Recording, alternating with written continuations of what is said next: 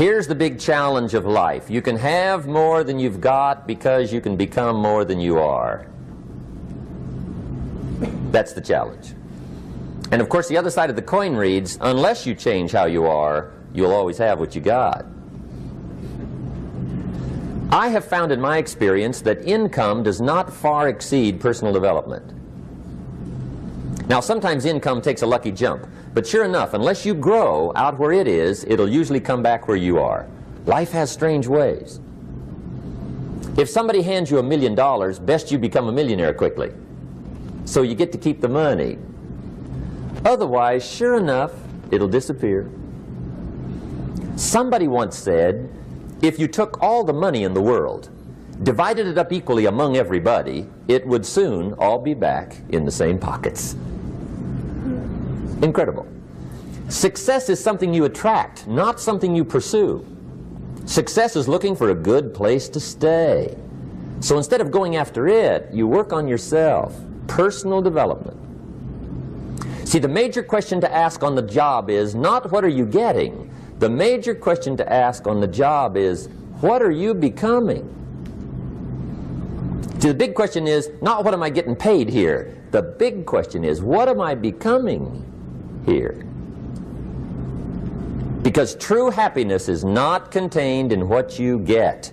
Happiness is contained in what you become. So that's our major subject for tonight, personal development. Of all the assignments Mr. Schoaf gave me at age 25, this was probably the most difficult. In fact, I'm still working on this one. I think it's an unending challenge to see what you can become.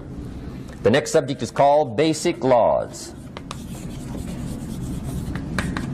And it's good to study the basics. And I call these basics primarily because they come from the Bible. Now, I'm not a theologian or a minister, and that'll be apparent. But Mr. Schoaf taught me that the Bible was a good textbook for ideas and stories and success equations, how to live the better life. I found out that was true. He also taught me that the Bible is as practical as it is spiritual, and I found out that's true. If you look at your bank account and your income and you're not happy, there are several places in the Bible to check to see what the heck's wrong so you can make the changes. And we're going to cover some of those tonight, called basics. Okay. The next subject is my favorite, setting goals. Mr. Schoaf taught me how to set goals. What a favor that was. One morning at breakfast, shortly after I met him, he said, Jim, let me see your current list of goals and let's go over them and talk about them. He said, maybe that's the best way I can help you get a better direction started. And I said, I don't have a list. He said, well, is it out in the car or home somewhere? I said, no, sir. I don't have a list anywhere. He said, well, young man, that's where we got to start. He said, I can tell you right now, if you don't have a list of your goals with you, he said, I can guess your bank balance within a few $100s. Which he did. And that got my attention. I said, you mean my bank balance would change if I had a list of goals? He said, drastically. That day I became a willing student how to set goals. And sure enough, learning how to set goals changed my life. And I often wondered why no one had ever taught me how to set goals up until age 25. I went to high school, but if they offered it, I missed it. I went to college for a year, never heard it. I worked for Sears. Really. And to my knowledge, Sears never taught it. Right? How to set goals. So here I am, age 25, married, my family's starting, I've been to college, I'm working, and I still don't know how to set goals. But fortunately, when I was 25, I met the man who taught me how, and it revolutionized my whole life. Economically, socially, personally, it's incredible. So I want to share with you tonight what Mr. Schoaf shared with me, how to set goals. It can be a life changer. Okay. The next subject is the negative part of the seminar. Life is part negative, so we got to talk about the negative. And this subject is called diseases of attitude. Diseases of attitude. There's a lot of things that can wreck your chances to do well. We live in a rather dangerous world, so you got to be not only wise, you got to be careful. Now, attitude diseases are just as bad as physical diseases, right? High blood pressure, heart trouble. I mean, a lot of things lace your chances to do well. So you've got to be careful. And attitude diseases are deadly. I mean, they'll destroy all the good things you start. Okay? So we'll go through those attitude diseases, how to spot them, how to look for them, what they are, and the cure. And I'm a pro on these because I've had them all, so I can give you excellent advice on these. Now, the last subject we're going to consider tonight is called the day that turns your life around. The day that turns your life around. And under this subject, we're going to talk about the emotions that can change your life. Human beings are emotional creatures, and emotions are powerful for life change. Now, of course, emotions are so powerful they can go either way on you. Emotions can either build or destroy. So you really have to employ emotions properly. We call civilization the intelligent management of human emotions. If you can intelligently apply your emotions in the right direction, no telling what can happen. Could turn your life around one day would be sufficient. So we'll talk about those. Okay. Now that's a lot to cover in one evening, but we'll keep at it here and see if we can't get it all done. I'd like to have you now jot down the theme of the seminar. Every seminar should have a theme, I guess. We've got one. It's on some of our literature if you happen to notice it, but if you didn't, for your notes, here it is. The theme of the seminar goes like this: the major key to your better future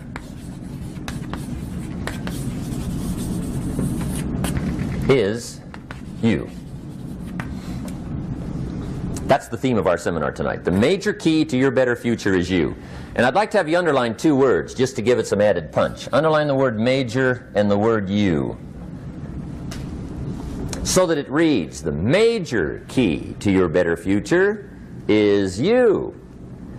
Now, my first suggestion is transfer this to a card or something where you can put it up, where you can see it every day. Preferably put it up where you can see it at the beginning of the day, before you go off to put the day together. This is a good phrase just to glance at, to keep in mind as you're putting the day together. It's called the silent seminar. If you'll just let this talk to you during the day, I found it to be tremendously helpful. The major key to your better future is you. For a big share of my life now, I didn't have this one quite figured out, among a lot of things I didn't have quite figured out. Many things used to puzzle me back in those early days. I used to wonder why two people could work for the same company, one make twice as much money. Now, see, that used to puzzle me. And maybe they were the same age, graduated from the same school, live in the same community, work for the same company, with the same products and the same services. They've got the same traffic, the same problems, and one makes $1,000 a month, the other one makes $2,000 a month. Now that was my puzzling question. Why would this long list be the same and the money twice as much? I asked, what's the difference between $1,000 a month and $2,000 a month? And I don't mean $1,000 a month, right? I could figure that out. But what makes the difference? Why would one person do twice as well, 3 times as well? Speaking economically. Now, I know there's more than one way to do well. I understand that. But in this little narrow area called compensation, what's the difference? Well, back then, with my faulty thinking, I'm trying to reason it out. I thought, well, maybe time makes some of the difference, right? Some people do better because they have more time. I used to say, Harold ought to be able to do well. He's got a lot of time. If I had all of Harold's time, I could do well. Now, that's got to be dumb, right? Number one, you can't get somebody else's time. A guy says to me one time, he says, you know, if I had some extra time, I could make some extra money. I said, then forget it. There isn't any extra time. Hey, when the clock strikes 12 midnight, that about wraps it up, right? I mean, you can look around the gongs there for a little more, but it's over. You say to the guy, what are you doing? He says, I'm looking for extra time. See, they'll come and take you away, right? There isn't any more time. Now, if you can't get more time, which you can't, what could you get more of that would make a difference in economic results? And here's the key word. Make it a part of your notes. We're going to consider it tonight. The word is value. And I have a little phrase for your notes. Value makes the difference in results. Value makes the difference. You can't get more time, but you can create more value. Now here's the first lesson of economics. Everybody should learn it from the time they're old enough to understand what a dollar means, how to earn one, how to get one, how to keep one, what to do with it. First lesson of economics. We primarily get paid for value. That's lesson one. Bringing value to the marketplace, that's how you get paid. You don't get paid for the time. I know it takes time to bring value to the marketplace, but you get paid for the value, not the time. Now, since that's true, here's one of the key questions of the evening. Is it possible to become twice as valuable at the marketplace and make twice as much money in the same time? Could you become 3 times as valuable? Make 3 times as much money in the same time? Is that possible? The answer is yes, if. And it's always if, right? Life is known as the big if. Harry Truman once said, life is iffy. How true. And here's the big if, we're going to consider it tonight. It's possible to do much better at the marketplace if you go to work primarily on yourself. And that's the theme of our seminar tonight. Learning to work primarily on yourself. People have asked me for the last 24 years, how do you develop an above average income? And the answer is, become an above average person. Develop an above average handshake. Some people want to be successful, they don't even work on their handshake. As easy as that would be to start on. They let it slide, they don't understand. Develop an above average smile. Develop an above average excitement. Develop an above average interest in other people. Develop an above average intensity to win. See, that'll change everything. Probably one of the most frustrating experiences in life is looking for an above average job with above average pay without becoming an above average person. It's called frustration.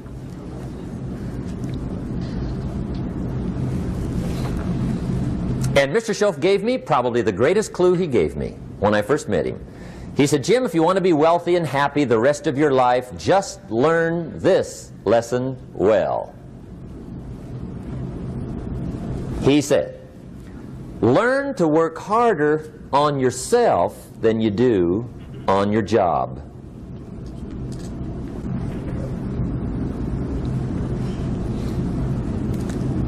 Then Mr. Schoaf gave me probably one of the most important clues among so many things he taught me, but this was in those early days.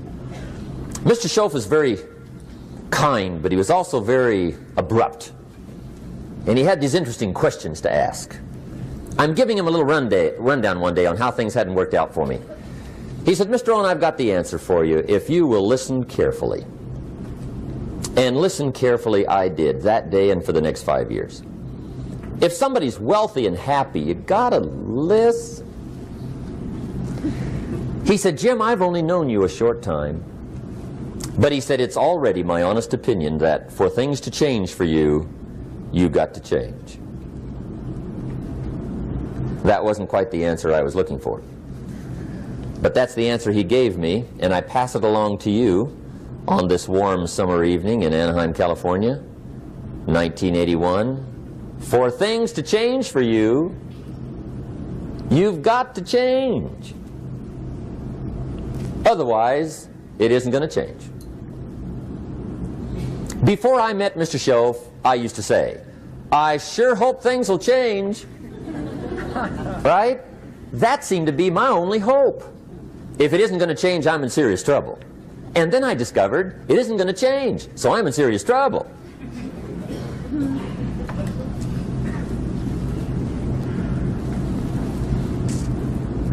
See, I can tell you what the 80s are going to be like. You have dropped into the right place. I did a seminar one time for Standard Oil executives and management in Honolulu. And we're having a conference one day on this big conference table. And one of them said to me, Mr. Rohn, you know some fairly important people halfway around the world. What do you think the 80s are going to be like? I said, gentlemen, I do know the right people. I can tell you. So they all listened very carefully. And I said, gentlemen, based on my wide experience, I can really honestly say to you, in my opinion, in the 80s, it's going to be about like it's always been. Aren't you glad you came? That's inside. I don't pass that around just everywhere. Now, of course, I said that to make a point, but I also said it because it's accurate.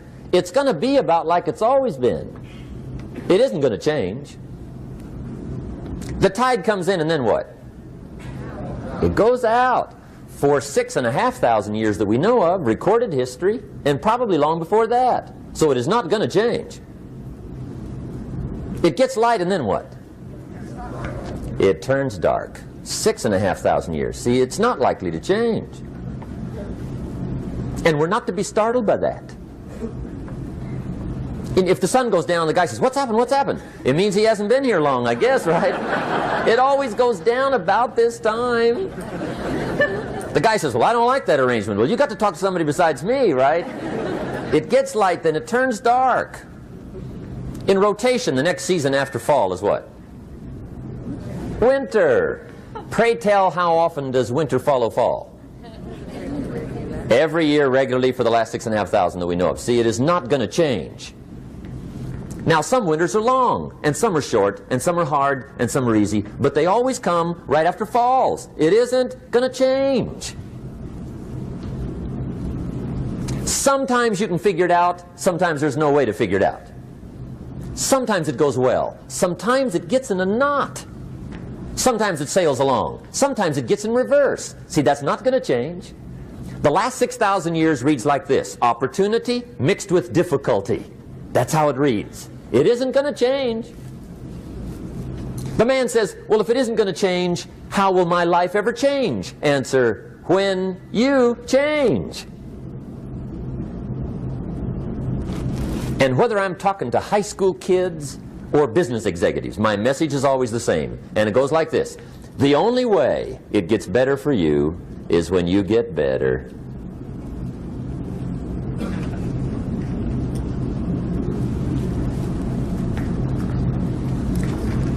Let me give you the 4 major lessons in life to learn. Here's 4 majors. It's good to study the majors. In our weekend seminar we teach. Some people don't do well because they major in minor things. You've got to be on the lookout. At the end of every week, end of every month, you've got to check, make sure you're not spending major time on minor things. Okay, we go through that whole series. Majors and minors. Now, let me give you 2 phrases before we get to the 4 majors. This will set it up and you'll see where I'm going. 2 key phrases for your notes. Here's the first one. Life and business is like the changing seasons. That's the first phrase. Life and business is like the changing seasons. One of the best ways to describe life, it's like the seasons. Frank Sinatra sings, life is like the seasons. Now here's the second phrase. Very important. You cannot change the seasons, but you can change yourself. You can't change the seasons, but you can change yourself. And see, that's how life gets better for you, not by chance, but by change. Now, here's the 4 major lessons in life to learn. I've got my first book finished. Came out a couple of weeks ago. This is in it. The 4 major lessons in life to learn. Here they are. Number 1, learn how to handle the winters. That's lesson 1. They come right after falls with regularity. Some are long and some are short and some are hard and some are easy, but they keep coming. You must learn to handle the nights. They come right after days. You must learn to handle difficulty. It comes right after opportunity. You must learn to handle recessions. They always follow progressions. For the last 6,000. See, it isn't going to change. The lesson you must learn is how to handle it. And there's all kinds of winters, right? The winter when you can't figure it out. The winter when it all goes smash. The winter when it turns belly up. The winter when it won't work, when you've run out of money and you've got a broken heart. See, those are winter times. There's all kinds. Economic winters, social winters, personal winters. When your heart is smashed in 1,000 pieces and the nights are unusually long, your prayers seem to go no higher than your head. It's winter time.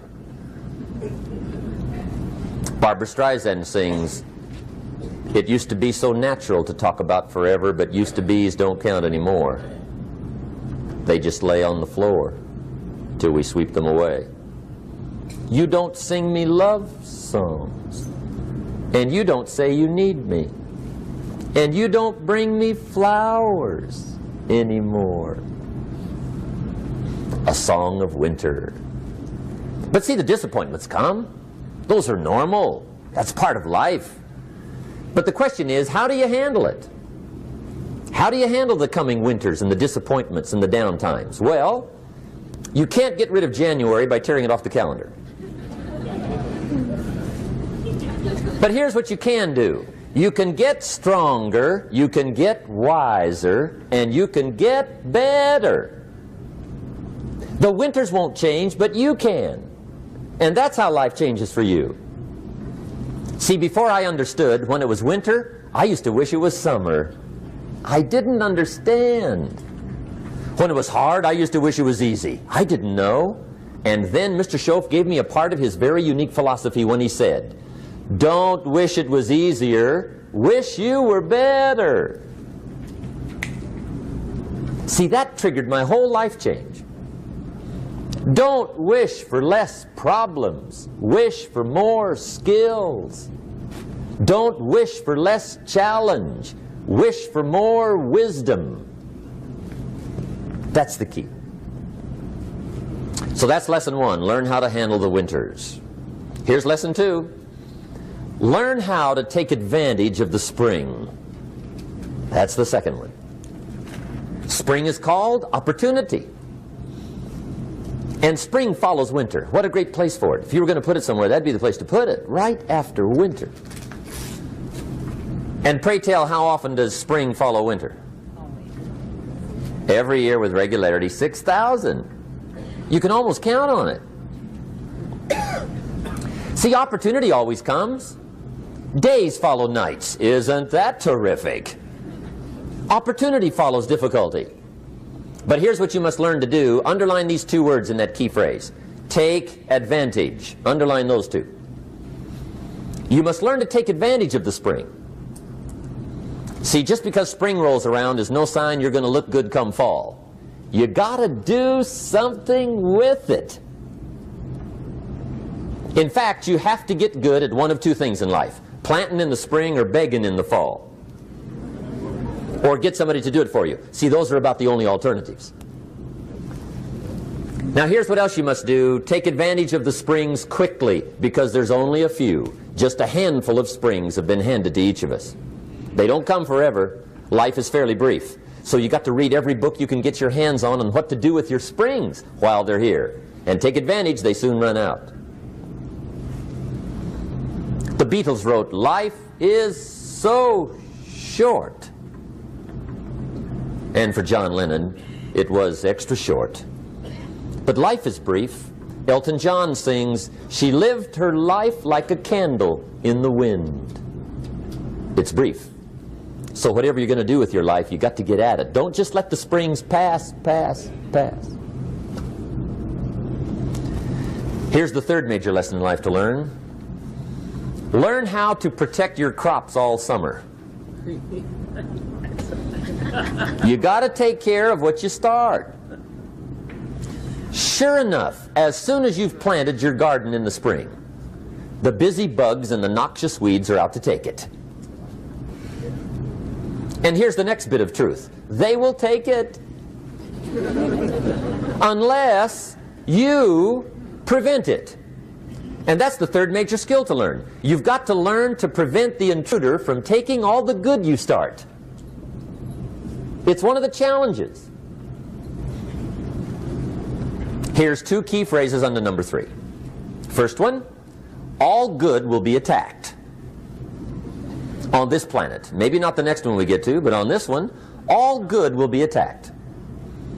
Every garden will be invaded. Not to think so is naive. And here's the second phrase. All values must be defended. Political values, social values, community values, family values, marriage values, friendship values, business values. Every garden must be tended all summer. Third major lesson. Now here's number 4. Fourth major lesson in life to learn. Learn how to reap in the fall without complaint. Learn to reap come harvest time without complaint. Take full responsibility for what happens to you. It's one of the highest forms of human maturity, accepting full responsibility. It's the day you know you've passed from childhood to adulthood, the day you accept full responsibility. And another note, learn to reap in the fall without apology.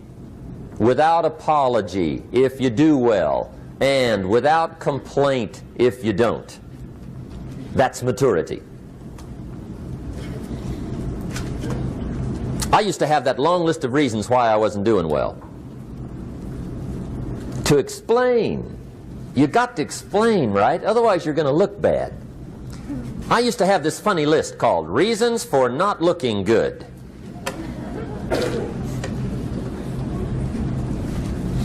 I used to blame the government. I mean, you can believe that or not. It was at the top of my list. I had a lecture second to none. The government. That was on my list. I used to blame taxes. Look what you got left after they take everything. And they expect you to do well. That was on my list there.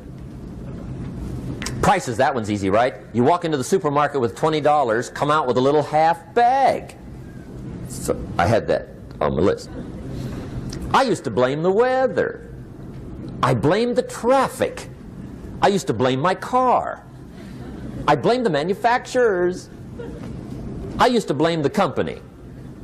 I blamed company policy. I used to blame the training program. I blame my negative relatives. They were always putting me down. I blame my cynical neighbors. They're just selfish, looking out for themselves. Won't loan you money? They were on my list.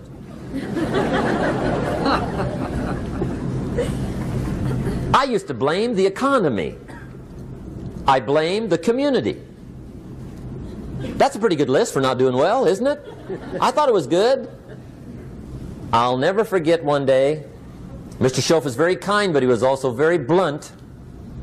And this was no exception. And I'm glad he was blunt. There's a lot of things I'd have missed if he hadn't have been blunt. One day, with sort of a curious look on his face, he said, "Jim, just out of curiosity, tell me, how come you haven't done well up until now?" Excellent question. I thought, well, so I won't look too bad, I'll go through my list.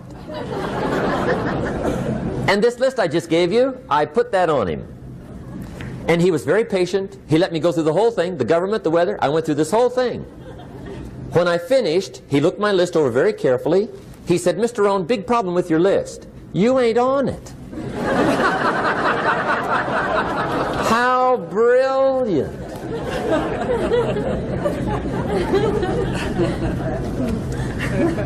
When I went to work for him a few months later, I learned very quickly to tear up my list, reasons for not doing well, and I threw it away. And I got me a fresh piece of paper. And I put one word on it. Me.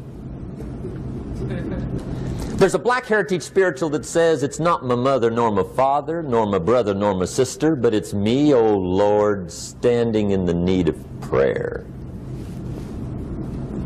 See, I used to blame everything outside.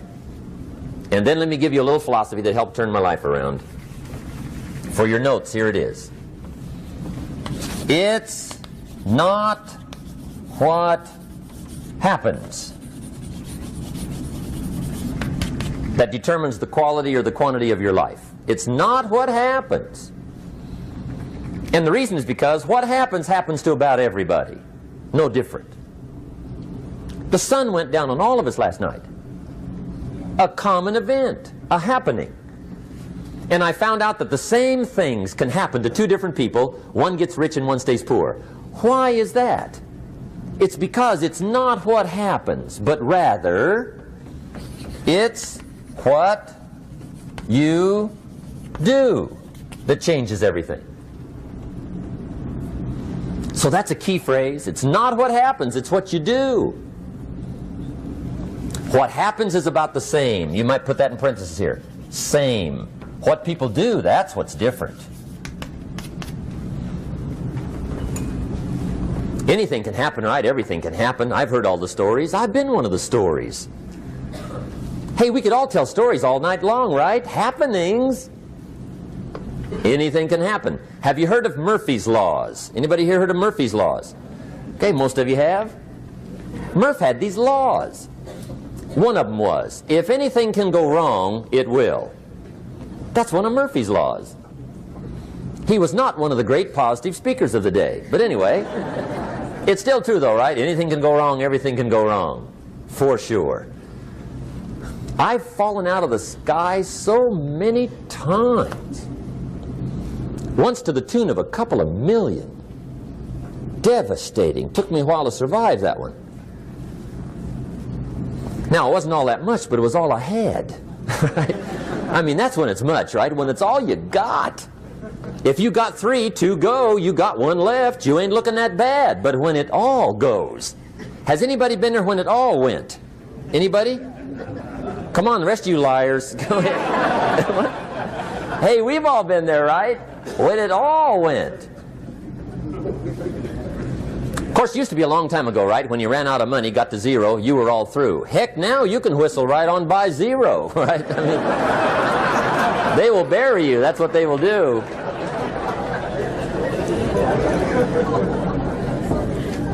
But see, those are the happenings, right? Everything can happen. Anything can happen. But it's not the happenings. It's what you do about it. Somebody says, yeah, but you don't understand the disappointments I've had. Come on. Everybody's had their share. Disappointments are not special gifts reserved for the poor. Everybody has them. The difference is what you do about them. It's not the weather. I used to blame the weather, and I discovered it rains on the rich. So see, that won't help. 2 men wake up one morning, there's a rainstorm on. One of them looks out his window, sees the rainstorm, and he says, wow, what a storm. With weather like this, they can't expect you to go out and make sales. He stays home. Same morning, the other guy looks out his window, sees the same storm, says, wow, what a storm. But he says, you know what, with weather like this, what a great day to go out and make sales. Most everybody will probably be home. Especially the salesman.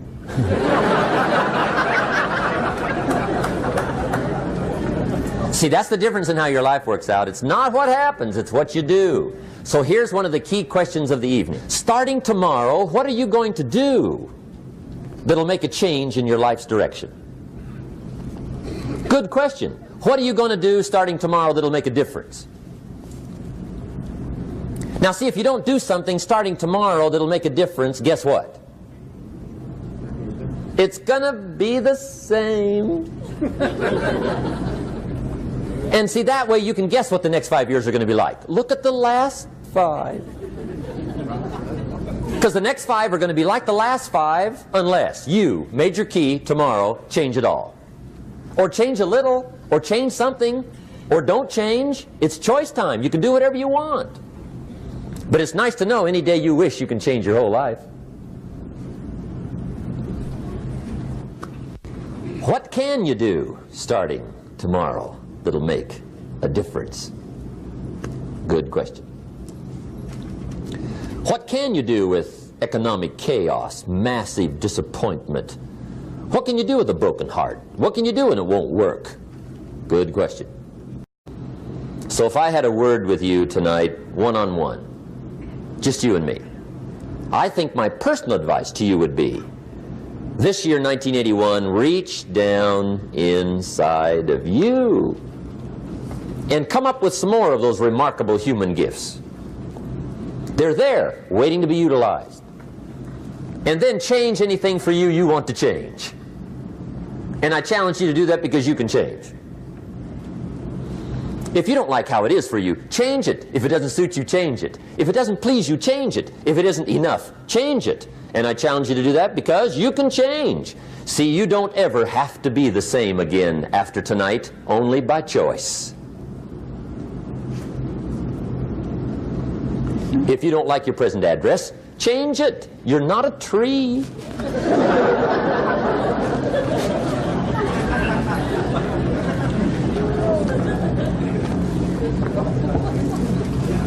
Now, let me give you 3 steps to personal development. Let's get down to the nitty-gritty. What does it take to really make the changes starting tomorrow? It takes more than philosophical pronouncement. I know that.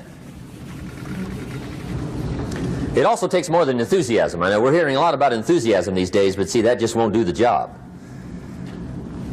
We're still hearing the old cliches of the 30s, right? To be enthusiastic, you must act enthusiastic. But see, that's not going to help. After you have leaped about, there are some things you got to do, or it isn't going to change. See, you can get all excited about lifting 200 pounds till you get to the gym. And then you need a new excitement. And the new excitement is called discipline. Major step to human progress. Discipline. If there's one thing to get excited over, that's it. Get excited over your ability to make yourself do the necessary things. What could you make yourself do starting tomorrow that would change it all? No telling. Now, see, that's exciting. On any given day, you can massively change the direction of your life. Murder is a clear example that any one person on any given day can forever alter the course of their life. It just happens to be a negative act. But just as sure as you can commit a negative act, you can also commit a positive act and forever alter your life, whenever you wish. Now that's exciting. And whatever that act might be that changes your life. The guy finally takes a shotgun to his car and blows out every window, destroys every tire, puts 100 rounds in this shabby old thing. And he says, I have driven this embarrassing thing for the last time. And not only will I never drive it again, nobody else will ever drive it again. And he lets that shuddering thing stand there for a while as a monument to the day he said, today my life changes. Now who can do that? Anybody. When can you do it? Whatever day you pick.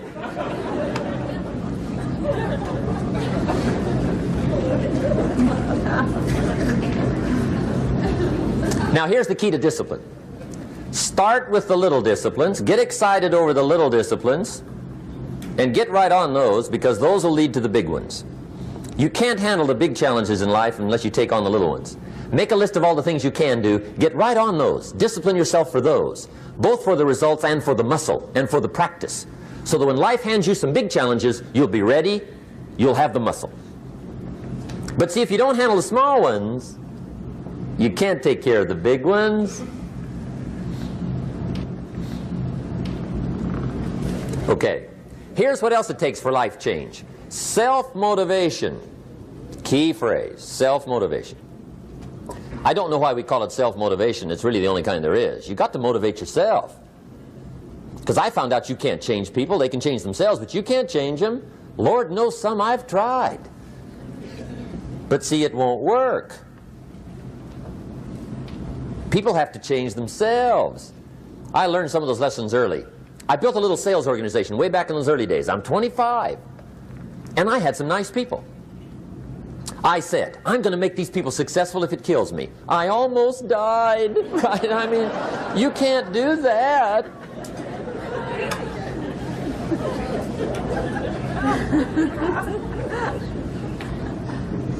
See, I've discovered this. Good people are not trained, they're found.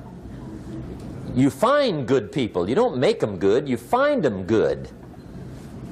Training really is for the purpose of finding good people. You don't need much instruction for a good person. But too much training probably means you got the wrong people.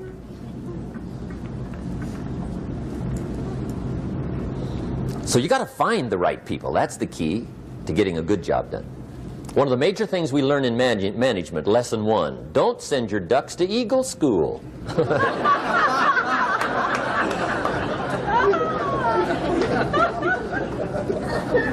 Because it won't help. I mean, I'm telling you, it won't help no matter how good your school is. And the little eagle badge and little eagle hat, I'm telling you, it won't help. It won't help. You can tell whether your school's done any good, right, is when it's over, right? The duck goes for his first rabbit and makes him a friend. You say, no, no, no.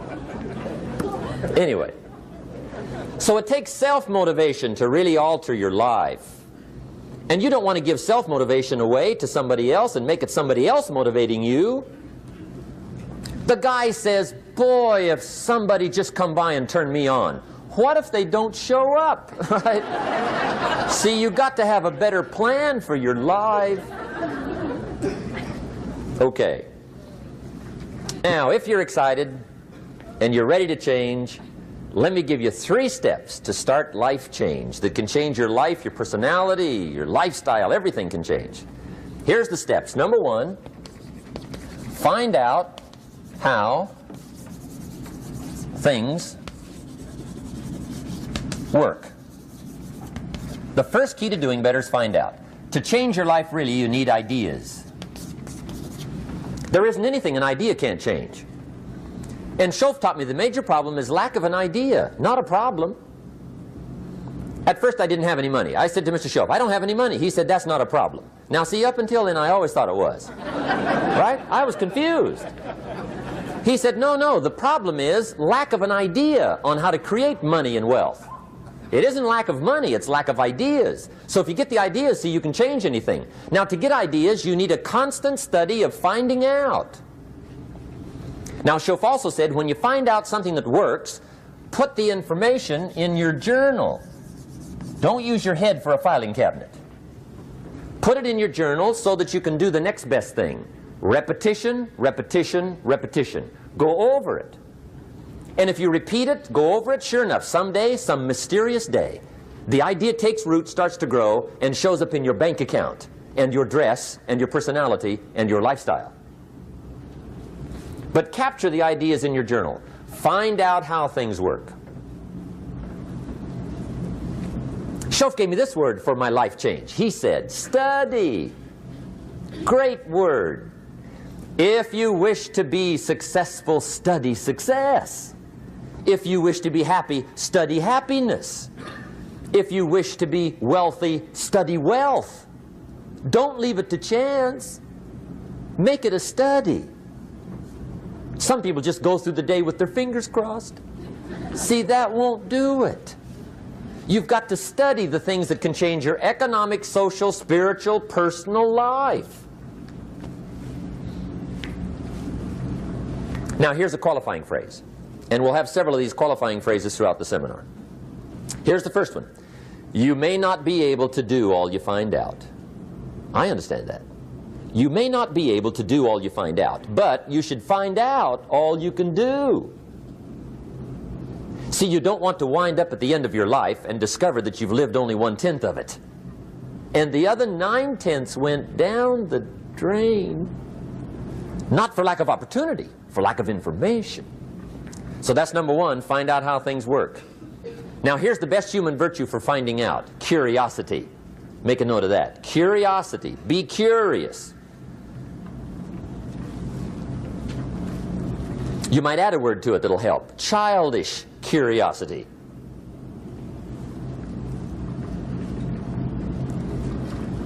What will kids do if they want to know something bad enough? Bug you. That's the phrase. They can ask 1,000 questions. You think they're through? They got another 1,000. They'll drive you to the brink.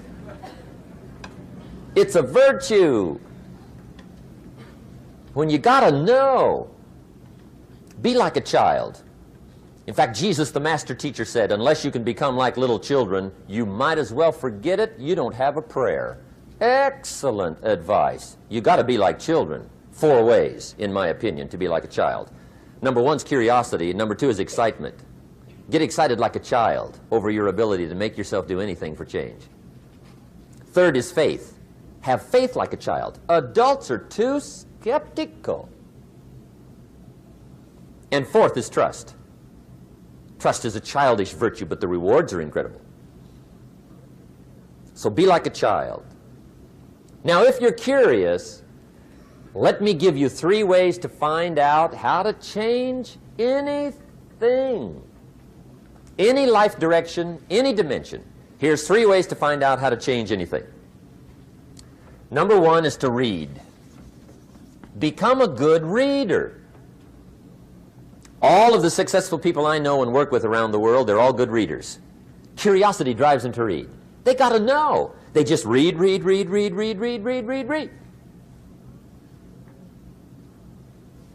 Become a good reader.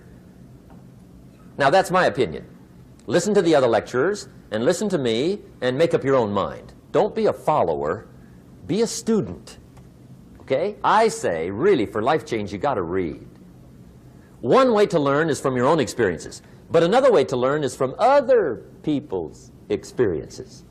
See, one book might save you 5 years if you read it. Did you know there's books on how to be stronger, more decisive, be a speaker, be a leader, have a better effect on other people, develop your personality? Did you know there's books on that? And people don't read them? How would you explain that? And they can read? Did you know that hundreds of successful people have written their stories in books and they wrote down how they did it and people don't read it? How would you explain that? The guy's busy, I guess. You know, you get tied up. The guy says, well, yeah, you work where I work, but the time you struggle home, it's late. You got to eat a bite of supper, watch a little TV, get to bed. You can't sit up half the night reading. And the guy's behind on his car payment. Good worker, hard worker, sincere. But you got to be better than sincere and work hard. Otherwise, at the end of your life, you'll wind up cold, stony broke. You got to be better than a good worker. You got to be a good reader. The whole world is governed by laws. The universe, in fact. Laws. We call it the law of electricity. We call it the law of gravity. There's mathematical laws. There's physical laws, speed and velocity laws, agricultural laws. There's all kinds of laws. Now that we find ourselves on the spinning planet, you just have to learn what I call the setup. Learn the setup. Life's setup. Now, we didn't set it up, but we're here, so you got to learn it. And we should learn the setup for 2 basic reasons. Number 1, to keep from getting hurt. It's one of the major reasons for learning, so you won't get hurt. See, economically, socially, personally, you can get hurt just not knowing. Ignorance is not bliss. Ignorance is poverty. Ignorance is tragedy. You got to know, or you're going to get hurt. It's good to know not to walk out the 10-story window. That's excellent information. Now, what if a guy didn't know and he walks out? Now he's dead at the bottom. Somebody says, well, the poor guy didn't know. You got to know, or you're going to get hurt. Okay. Now, here's a parenthesis. You don't have to like the setup. I don't ask you to like how it is. That's not what's important. But it is important to learn how it is. Okay? So you don't have to like it, but you should learn it. That's what I tell the kids, right? Make sure you get the information. What you think about it, that's up to you. What you're going to do with it, that'll soon be up to you. But make sure you get it. See, there's nothing worse than being stupid. Nothing. I mean, being broke is bad, but being stupid is awful. And what's really bad is being broke and stupid, right? That's about the end of the world. I mean, there isn't anything much worse than that. Unless you're sick. Sick, broken, stupid. I mean, that is it, right? There's nowhere else to go.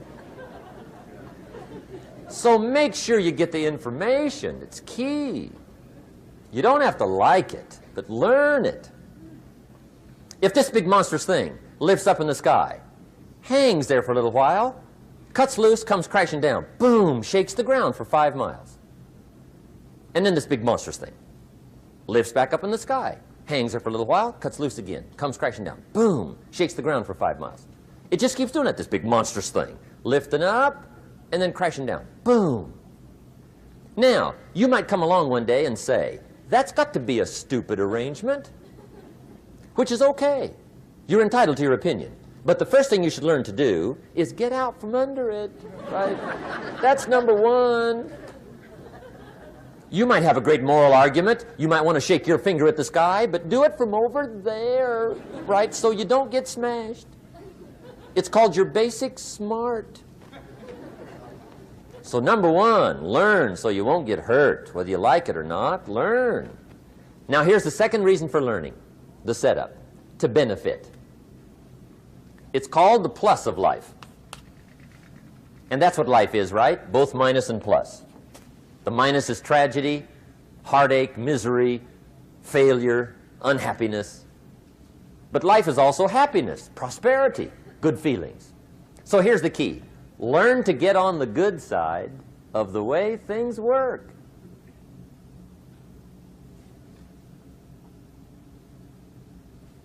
Now, here's 2 of the basic laws, and we'll take our break. Shof taught me these. They come from the Bible. Now, again, I'm an amateur, okay? When it comes to the Bible, I'm not a pro. So you'll sort of have to take my way of putting it. But here they are. The first one is the law of use. The law of use. And it goes something like this. Whatever you don't use, you lose. Lack of use causes loss.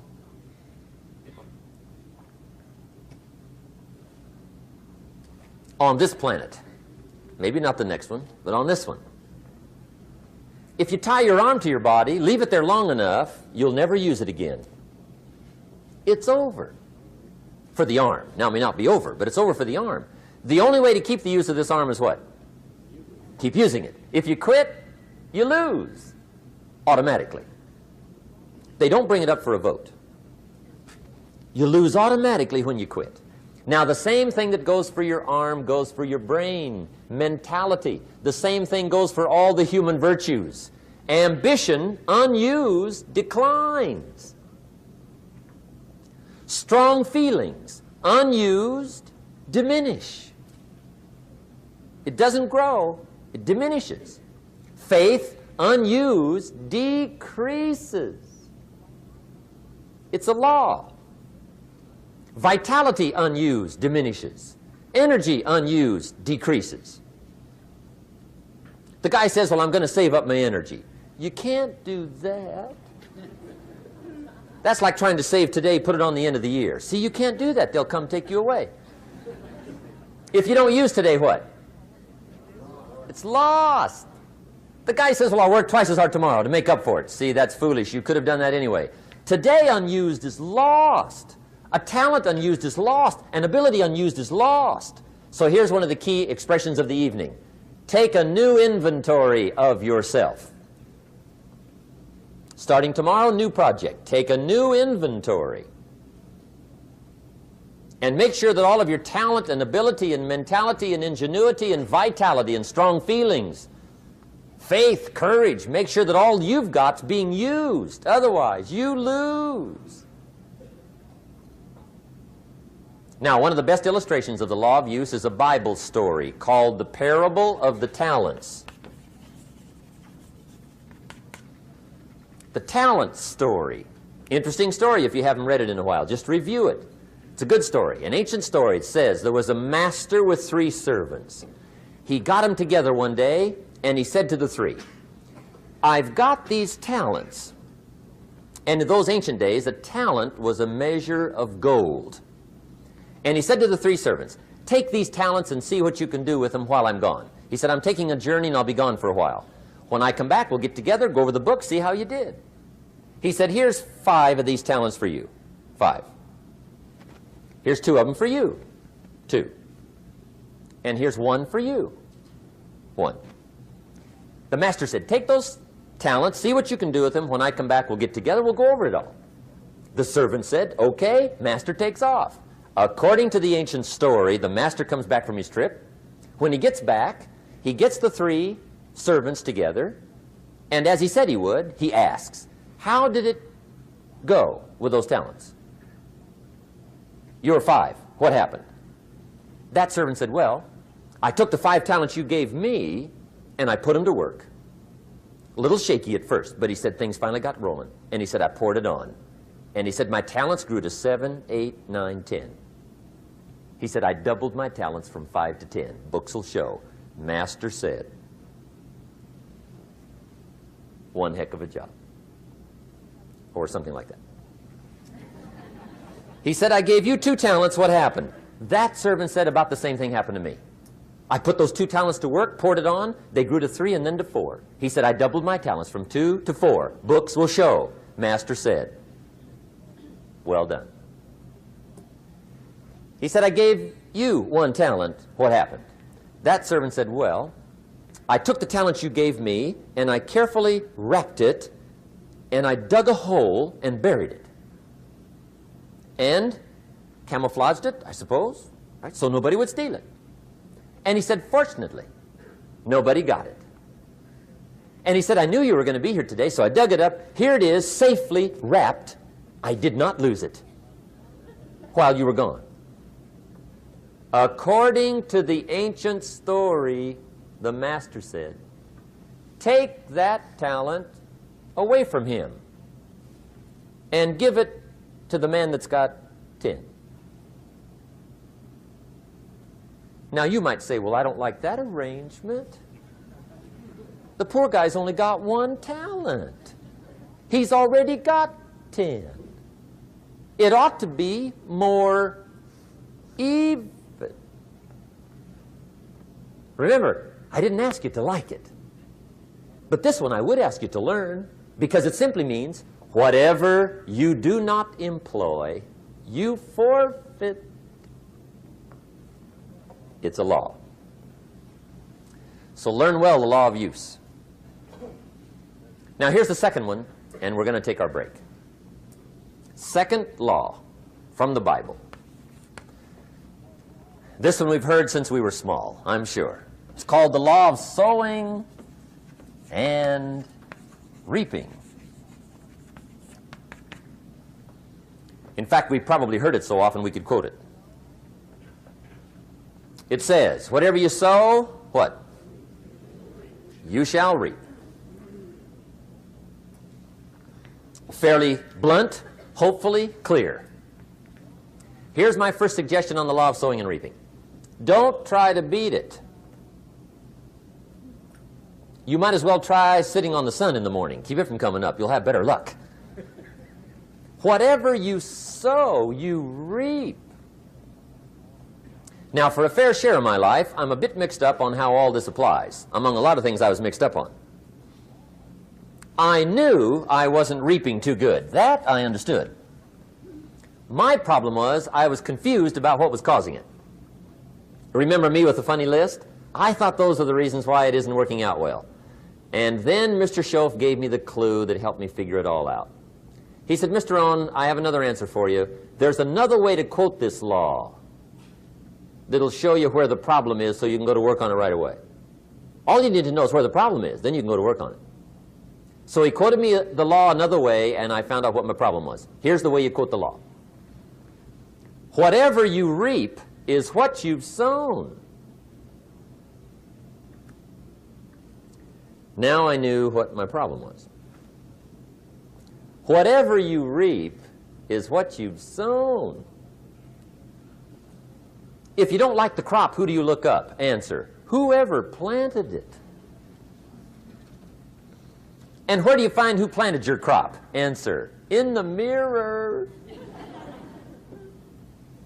What I finally learned to do come fall was to go to the mirror. That's where you go. And if necessary, you say, a few skinny carrots? I got to be unimpressed. Where were you last spring? Asleep. Didn't you read the books? Did you break your hoe? Let me give you 7 key points to the law of sowing and reaping. Let's tick right down through the list of 7, and it'll be break time. 7 points to sowing and reaping. Here's part of the philosophy that really helped me to make some changes in life direction. Number 1, the law of sowing and reaping is negative.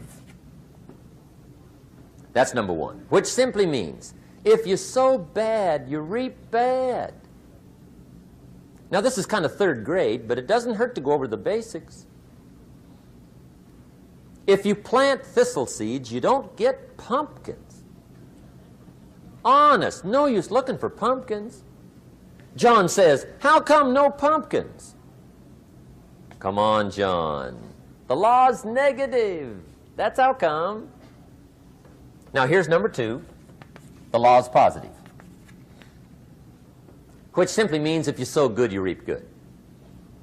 If you plant pumpkin seeds, you don't get thistles. Not from pumpkin seeds. Mother Nature won't pull tricks on you over in the corner snickering, pushing you thistles and you planting pumpkin seeds. She won't do that. You will get pumpkins from pumpkin seeds, and the reason is because the law is positive. Now, here's number 3. I got excited when I found out the full dimension of this. See, you do not reap what you sow, but rather, you always reap much more than what you sow. So the 3rd key word is more. You don't get back what you put out. You get back much more than what you put out. And it works both positive and negative. On the negative side, it said, if you sow to the wind, you reap the whirlwind. So you've got to get ready for that, or you will be naive. See, anybody can, whether you will or not. See, that's the question. And here's a good question to ask. We are all buying somebody's plan. The question is, whose? Who's got you talked into doing what you're doing? Who's got you talked into your present plan? See, 10 years from now, you will surely arrive. The question is, where? But see, anybody, if you want to, can go searching for a good plan, pick it, and start working it. And sure enough, as the time passes, as it surely will 5 years from now, 10 years from now, then you'll be winding up wearing what you want to wear, driving what you want to drive, living where you want to live, become what you want to become. But now's the time to fix the next 10 years. And who can? Anybody. Here's number 6. The 6th key to sowing and reaping. This is leveling with you now, as we promised to do. There's one thing better than the truth, and that's the whole truth. And here's part of the whole truth of the law of sowing and reaping. Number 6 is, you could lose. There are times when you just lose, no matter what you do. It's that kind of planet. You reap what you sow, yes, but... What does that mean, yes, but? Well, the farmer plants his crop in the spring, takes care of it all summer, loves his family, works 10, 12 hours a day, 6, 7 days a week, is an honorable man. Come fall, he's got a beautiful crop, and he deserves every bit of it. But the day before he sends the combines into the field, a hailstorm comes along and beats it all in the ground, which means you lose. Somebody says, well, what did he do wrong? Answer, nothing. It's just that kind of planet. Sometimes it's going to hail on your crop and rain on your parade, so you got to get ready for that or you will be naive. That's just part of the life arrangement. And don't press me why. I was not in on some of the original decisions here, so I don't know how it got set up. But there's just times, sometimes you lose. That's part of life. But now here's number 7. The 7th key to sowing and reaping. And it goes like this. It's just another way to quote the same law. And it goes like this. If you don't sow, that's just another way to quote the law. If you don't sow, what? You don't reap. You don't even have a chance. So if you looked at your game plan tomorrow, you might come to the quick conclusion, I got to get some sowing going. How true. Get you some sowing going. And remember, you've got plenty of time. You've got all the time there is. Some people spend enough TV time to make a fortune. The latest article on television watching in this country, according to the latest article, the average television is on in this country in every household 7 hours a day, called the Big 7. I asked a guy one time what his TV cost. He said about $450. I said, you forgot to look at the price tag. He said, what do you mean? I knew he was a TV watcher. I said, that television costs you, in my opinion, at least $12,000 a year. To watch it, not to own it. Owning it's cheap. Watching it is what's expensive. And I said, hey, $12,000 a year is too much to pay to watch TV. That's too much. Pay a little, but not $12,000. And he's the guy that said, I hope pay TV never comes.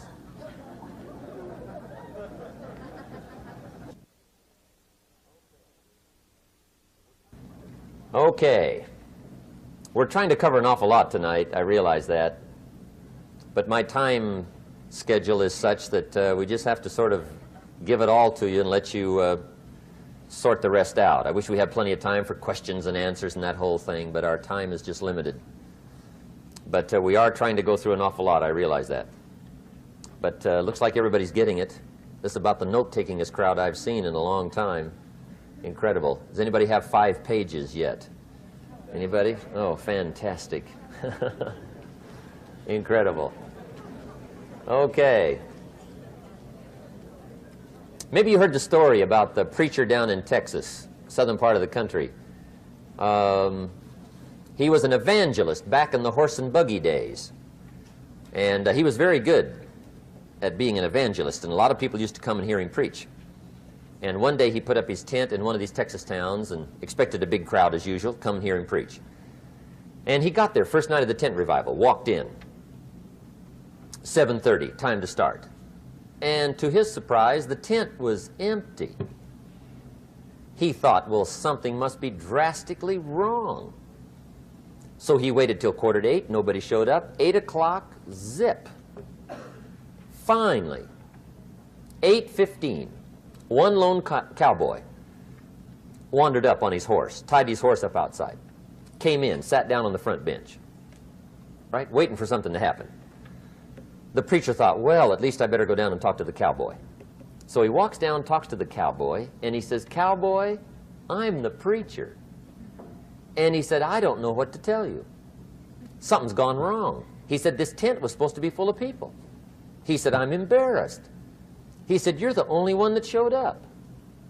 And he said, I really don't know what to do. And the cowboy said, well, I'm not a preacher, so I really can't tell you what to do. You know, he said, I'm just a cowboy. But he said, I know this, if I went out to feed my cattle and only one showed up, I'd at least feed it. The preacher thought, hey, the cowboy is right. If you've got a good idea to share, you should share it, if there's 1 or 1,000. So he got kind of inspired by this conversation, and he jumped up on the platform and started to preach, as if the tent was full of people, just exploded. And he went for an hour and 15 minutes, just kept rolling. Finally, he quit. And when he finished, he came down off the platform, talked to the cowboy again. Says, well, cowboy, what did you think of my sermon? And the cowboy said, well, I'm not a preacher, so I really can't tell. You know, he said, I'm just a cowboy. But he said, I know this. If I went out to feed my cattle and only one showed up, I'd feed it, but I wouldn't dump the whole load on it.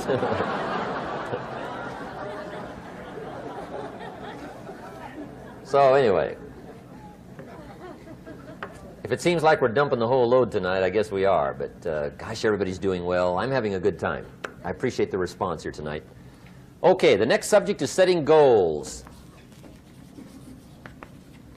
Let me show you what turned my life every way but loose. Mr. Schoaf dropped this idea on me, changed me completely. Setting goals. Here's what can easily happen if you don't set goals. It's easy to let life deteriorate into making a living instead of designing a life. And we all have a choice. Make a living or design a life. It's easy to get trapped by economic necessity and settle for existence rather than substance. That's easy. But the best advice I can give you on how to break out of that trap is to learn how to set goals. Mr. Schoaf put it to me this way. He said, Jim, if you had enough reasons, you could do the most incredible things. I never forgot how he put that. If you have enough reasons. See, reasons will change your whole life. Mr. Schoaf said to me, he said, Mr. Rohn, I think you've got plenty of intelligence, you've got plenty of talent, you've got plenty of ability. Probably what you lack is plenty of reasons. He said, I don't think your current bank balance is a true indication of your level of intelligence. I was happy to hear that. He said, I think you're much smarter than your present bank balance indicates. And that turned out to be true. I was much smarter. But of course my first question was, well then why isn't it bigger? And he said, you don't have enough reasons. You've got enough intelligence, but not enough reasons. So see, reasons can change your life. Here's what else I found out. Reasons come first, answers come second. You don't get the answers to do well till you get the reasons. Life has a mysterious way of hanging on to all the answers and only gives them up to the people that are inspired by reasons. So reasons make the difference in how your life works out. Now, what are some of the reasons for doing well? Let's go through a quick list called Reasons for Doing Well. First is personal reasons. Some people do well for recognition. Some people do well for respect. Some people do well for the way it makes them feel. They love the feeling of being a winner. Those are good reasons. I have some millionaire friends that keep working 10, 12 hours a day, making more millions. And it's not because they need the money. It's because they need the joy and the satisfaction and the pleasure that comes from being a constant winner. And see, it's not just the money anyway. It's the journey, not the money. Once in a while somebody says to me, boy, if I had $1 million, I'd never work another day in my life. That's probably why the good Lord sees to it they don't get their million, right? They'd quit. They'd quit. Okay. Next is family reasons. Some people do extremely well for other people, and that's powerful. Human beings can greatly affect each other. Sometimes we will do things for somebody else we will not do for ourselves. We're made that way. I met a man one time who said, Mr. Rohn, to do all the things I want to do with my family around the world, he said, I got to have at least $250,000 a year. I thought, incredible. Could a guy's family affect him that much? And the answer is, of course. How fortunate are the people that find themselves greatly affected by somebody for personal achievement. And we are affected. The writer of a recent song said, "If not for you, the winter would hold no spring, couldn't hear a robin sing. I just wouldn't have a clue if not for you." So we can be affected. That might be one of the most stimulating reasons to do well, finding somebody. When Andrew Carnegie died, the wee little Scotsman that built the big steel industry, when he died, they opened up his desk, and in one of the desk drawers, they found a slip of paper. On that piece of paper, Mr. Carnegie had written his goal for his life, and he wrote it when he was in his 20s. And on that piece of paper, it said, "I'm going to spend the first half of my life accumulating money. I'm going to spend the last half of my life giving it all away." What a goal. He got so inspired by that goal that the first half of his life, he accumulated $450 million. And the last half of his life, he gave it all away. Good question tonight. What's got you turned on? What's got you bombed out of sight to get up early and stay up late and hit it all day? Next question. What's got you turned off? When I found the answers to those two questions, my life exploded into change. I finally found out what had me turned off, and I got that cured. And then I got me a long enough list of reasons to turn me on. And once the lights went on for me, age 25, they've never gone out. I've fallen out of the sky a few times, but I've never lost that drive to make something unique out of my life. See, reasons altered my whole life. Now, there's another list of reasons called nitty-gritty. Hard little reasons. Sometimes those little reasons are the most powerful reasons that can change your life. Sometimes it doesn't take much. I now carry several $100s in my money clip. It's only a few $100s, but it was one of those reasons turned my life around. Just before I met Mr. Schoaf, I heard a knock at the door. I go to the door, and there's a little girl standing there about this tall selling Girl Scout cookies. And she gave me one of the finest sales presentations I've ever heard. Special deal, several flavors, this whole package of stuff, $2.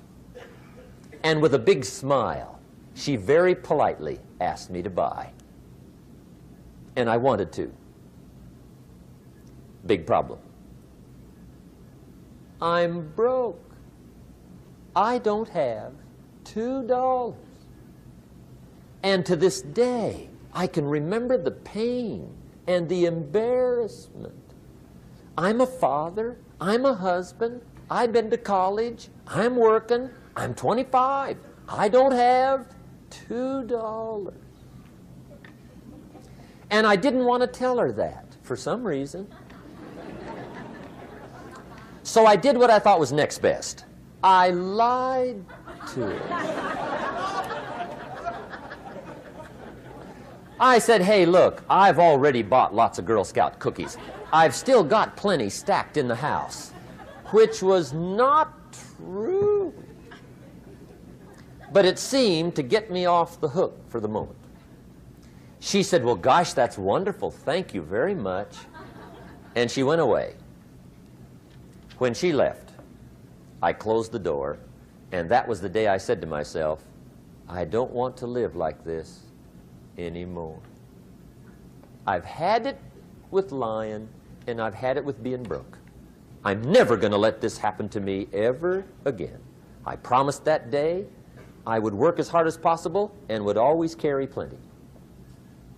It took me a little while, but now I do. It was one of those reasons. And I guess I carry plenty for two reasons. One is the way it makes me feel, but also in case I bump into another Girl Scout selling cookies. Right? I'm ready.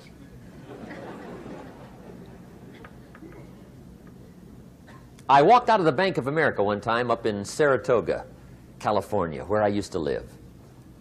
Two little girls selling candy right outside the bank. Good place. Some girls' organization they're working for, right?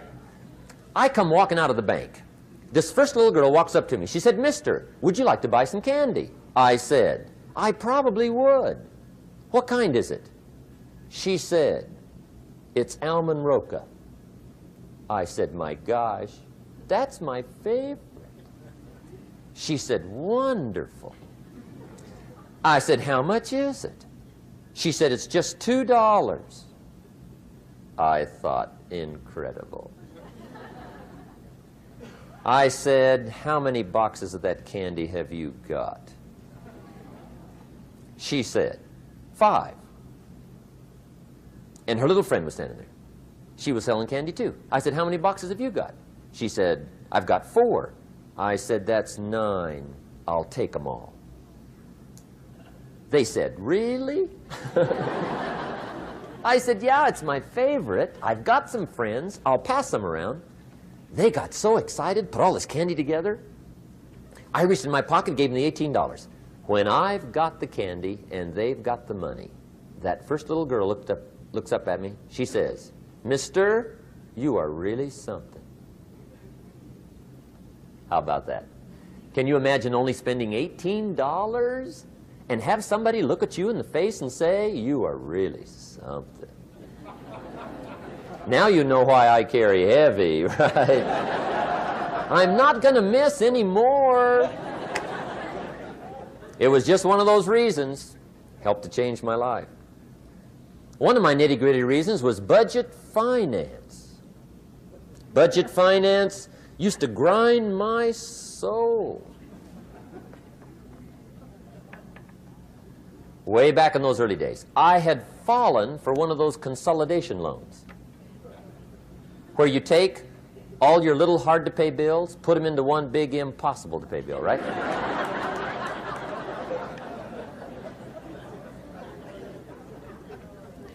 I would get 4 or 5 payments behind. This one guy used to call me day and night. I don't think they're allowed to do that anymore. Harassed me. Threatened to run me in front of the judge. Threatened to ruin my credit. Threatened to embarrass my family. One day he said, "We're going to come get your car, drag it rear end up down the street in front of your neighbors." The guy even called me a flake. And back in those days, I'm broke, I'm pitiful, there's nothing I can do about it. But I never forgot how the guy treated me. And when I met Mr. Schoaf and I got my life straightened out and the money started to flow, that was one of my first projects, budget finance. I poured it on day and night. I finally put all the money together I owed him, which was considerable. I picked a day for the payoff. And when the payoff day came, I put the money in small bills in a big briefcase. And I walked into the budget finance office on Wilshire Boulevard in Los Angeles. The guy who harassed me so often, his desk was about 3 back. I walked right up to his desk, startled him. He wondered what I was doing there. It was the first time I'd been there since I'd borrowed the money, right? Without saying a word, I opened up this briefcase, dumped this pile of money all over his desk. I said, "Count it. It's all there. I will never be back." And I turned around and stormed out. Now, that might not be noble, but if you haven't tried it, you've got to one time.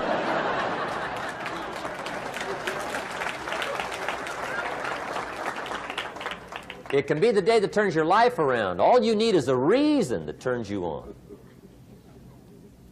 One of my dear friends, Robert Depew, Bobby used to be a school teacher in Lindsay, olive capital of the world. Bobby taught school several years, got a little weary teaching school. One day decided he wanted to get into sales. So without telling anybody, he just up and quit his job teaching school and jumped into sales. When he did, his brother made fun of him, laughed at him, put him down, said Robert's lost his mind. Had a good job teaching school. Now he thinks he's a salesman. He's going to go down the drain, lose everything. Just put him down something fierce. Bobby said, the way my brother acted when I got into sales, he said that made me so mad. I decided to get rich. And my question for you tonight is it possible to get that mad? Of course. Wealth is not a matter of intelligence. It's a matter of inspiration. Today, Robert happens to be one of my millionaire friends. Bobby's rich.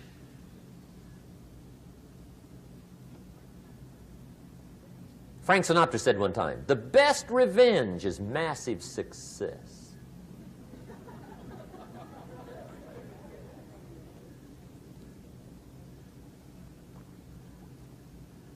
Hey, get you a long enough list of reasons so that after tonight you never lack for inspiration. You might not have all the answers right away, but you can get the answers if you can get the reasons. Now, let me give you a little simple formula for goal setting. Okay? We take 2.5 hours on the weekend for the whole 10-year plan. We don't have time for that tonight. But let me get you started with a little simple formula Mr. Schoaf gave me. And maybe this will be helpful. First of all, I've divided goals into two parts. First is long range. Long range goals. That's your dreams. Your dreams for the next 3, 5, 10, 20, 30, 40 years. Actually, the rest of your life. Your dreams. You've got to keep dreaming. Ronald Reagan, president, said to the joint session of Congress a few weeks ago, the Republic is a dream. And if we don't keep dreaming, we will lose the Republic.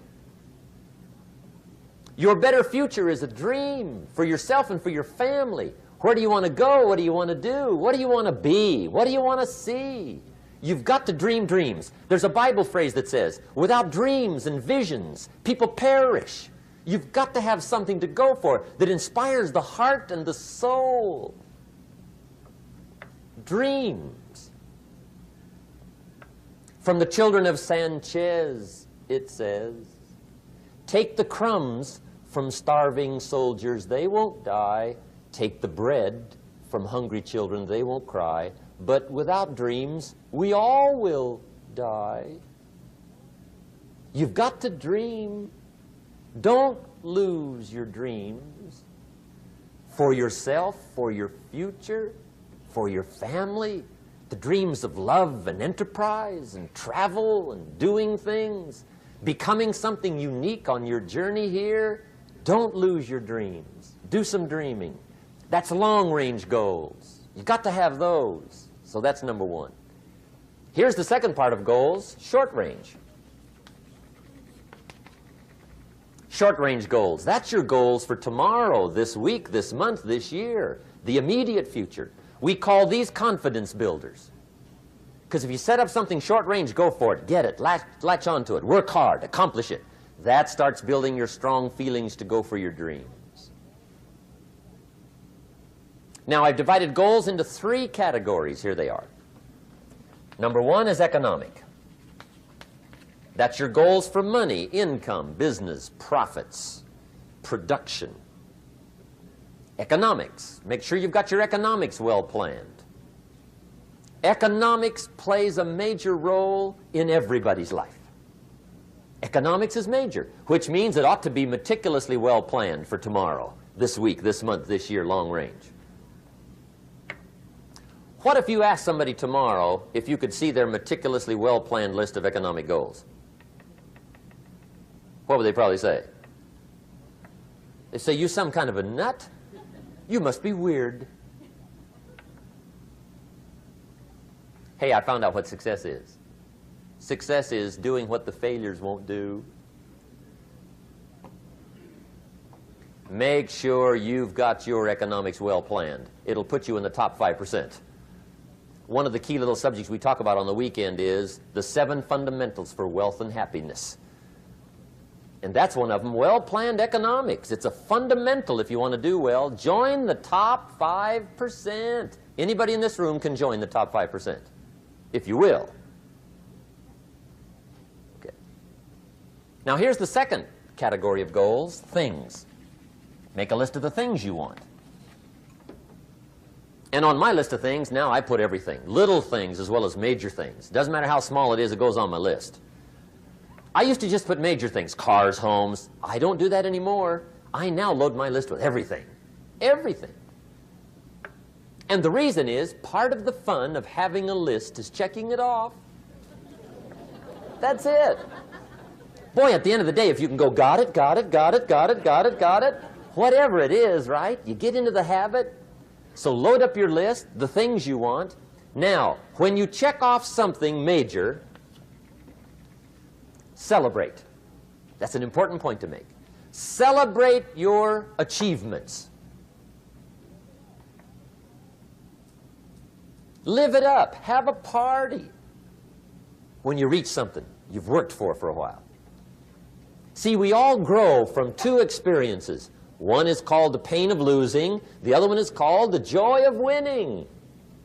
We need both of them. Amplify them as much as you can, which also means make losing painful. If you set up something, fooled around, didn't get it, put it on yourself. On the other side, if you did get it, congratulate yourself. Self-congratulations is a sign of maturity. Seeking congratulations is a sign of immaturity. But hey, winning and losing, see, that's what it's all about. That's the name of the game. Now, some people lead such mediocre lives, at the end of the day, they don't know whether they're winning or losing. They got no clue. Guy's just going through the day with his fingers crossed. There's a better way. Okay, here's the third category of goals, personal development. Put those goals together. Personal development goals. That's your goals to be stronger, more decisive, be a speaker, be a leader, learn a language, all kinds of skills. Okay? The whole weekend seminar was designed to improve all your skills so that you walk away more skillful. And that's what you want, the personal development skills. That's what attracts, that's what brings good things to your life, the person you become more skillful. Now, this is quite a package to work on. Economics, things, personal development. For tomorrow, this week, this month, this year, long range. Okay? That'll get you started. Now, here's the simple formula for setting goals. It goes like this. A, work on your goals. That's step one. Work on them. And I put the word work there deliberately. Setting goals is plain hard work. I don't want to kid you. We haven't come here tonight to kid each other. It's work. I know it's work. That's why a lot of people just let it slide. It's work. Many people work hard on their job, but they don't work hard on their future. They just let that slide. And the work involved is making plans. I know most people don't. I understand that, but don't let that be you. Guy says, well, yeah, you work where I work, but the time you struggle home, it's late. You've got to eat a bite of supper, watch a little TV, get to bed. You can't sit up half the night. Plan, plan, plan. And the guy's behind. Good worker, hard worker, sincere. But you've got to be better than sincere, working hard. You've got to be better than a good worker. You've got to be a good planner. Somebody once wisely said, the people who fail to plan are planning to fail. Well said. So work on your goals. Here's step two. Write your goals down. That's so important. I teach my staff around the world, put your goals in your journal. Because one of the major people you want to study is yourself. So here's the list of goals I put together 3 weeks ago. Here's the list of goals I put together 2 years ago. Here's some of the changes I made, rearrangement of my priorities. I scratched these off. I put these on. I've gotten these. Study your accomplishments. Study what your desires are. Put them on paper. Write them down. Here's another reason for writing your goals down. It shows you're serious about doing better. And to do better, you got to get serious. You don't have to be grim, but you must be serious. Everybody hopes things will get better. Everybody hopes. Poor people hope. That ought to tell you something. It means the future does not get better by hope. It gets better by plan. I used to have the affliction called passive hope. It's an affliction. It's bad. Probably what's even worse than that is happy hope. Now that is really bad. That's bad. Happy hope. The guy's 50 and he's broke and he's still smiling. See, that's not good. So get serious about your goals. Put them on paper. Write them down. There's all kinds. His goals, her goals, their goals. Business goals, financial independence goals, family goals. I mean, there's so many things to work on this that if you don't get busy and work on it, sure enough, the time will pass. And sure enough, 5 years from now, you'll wind up where you don't want to be, wearing what you don't want to wear, driving what you don't want to drive, being what you don't want to be. Now's the time to fix it. Now, here's the third step to your goals. Check the size of your goals and the kinds of goals. How big they are, what kind they are, affects you. And here's one of the important phrases of the evening. Your goals are affecting you, whatever they are. Your goals affect your handshake. Your goals affect your attitude, personality. Your goals affect the way you walk, the way you talk, the way you dress. All day long, we're being affected by our goals. Now, some people have goals, but they have such lousy goals. The effect is bad. I asked a guy one time, what are your goals for this month? The guy said, look, if I could just scrape up enough money to pay these lousy bills. That was his goal. I'm not saying it isn't a goal. It's a goal, but it's such a lousy goal, the effect is bad.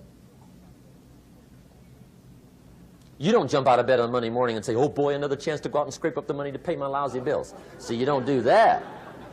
Usually you say, oh, not another Monday.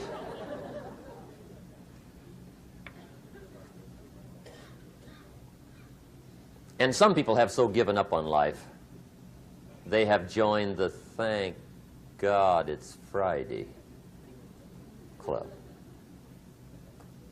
How sad. Surely those are the same people, when life is over for them, will say, thank God it's over. Let me give you a Bible philosophy that teaches how to get whatever you want. That's the title of the next set of notes. How to get whatever you want. From the Bible. Now again, I'm an amateur when it comes to the Bible. I'm not a pro. But this I can quote, and I think that'll be sufficient. How to get whatever you want. Here's what it says if you're ready. It says, ask.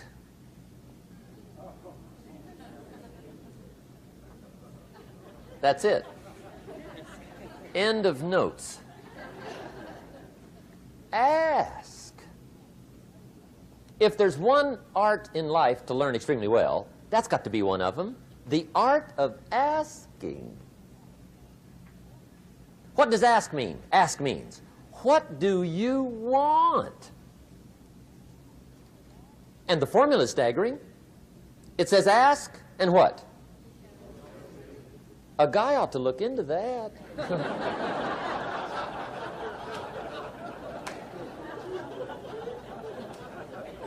He says, yeah, but you work where I work, by the time you struggle home, it's late.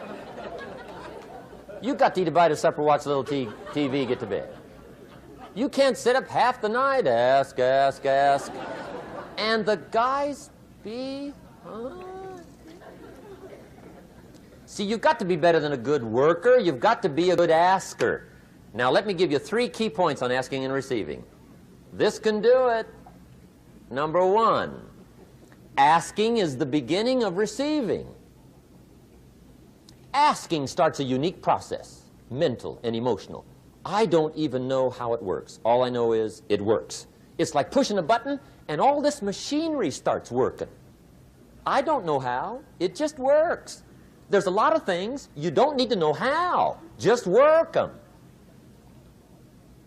Some people are always studying the roots. Others are picking the fruit. I mean, it depends on what end of it you want in on. Asking is the beginning of receiving, so start the process. Here's number 2. Receiving is not the problem. Receiving is automatic. Now, if that's true, receiving is not the problem, what's the problem? Failure to ask might be one of your major problems. I don't know. Check it out. The guy says, oh, now I see it. I got up last year and hit it every day, but there's not a scrap of paper with my goals on it. Good worker, poor asker. So you got to change that. Here's number 3. Receiving is like the ocean. There's plenty, especially in California. It's like an ocean here.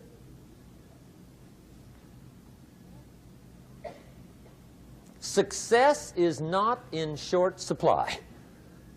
It isn't rationed, and you stepped up to the window and it was all gone. No, no, no. It's like an ocean here. Now, if that's true, what's the problem? Well, some people go to the ocean with a teaspoon. Have you got the picture? See, what you want to do in view of the size of the ocean is trade your teaspoon for at least a bucket, and you'll look better down at the ocean. Kids won't make fun of you, right? Okay. Now, there's 2 ways to ask, and we'll wrap up goal setting. 2 ways. Here's number 1. Ask with intelligence. It didn't say ask intelligently, but I'm sure it meant that. Don't mumble. You don't get anything by mumbling. Be clear. Be specific. Intelligent asking means how wide, how high, how soon, when, what size, what color, how much. Define what you want and describe what you want. That's powerful. In the weekend seminar we teach, goals become like a magnet. They pull you that direction. And the better you describe them, the more they pull. So ask intelligently. Here's number 2. Ask with faith. That's the childish part of the equation. Believe you can get what you want like a child.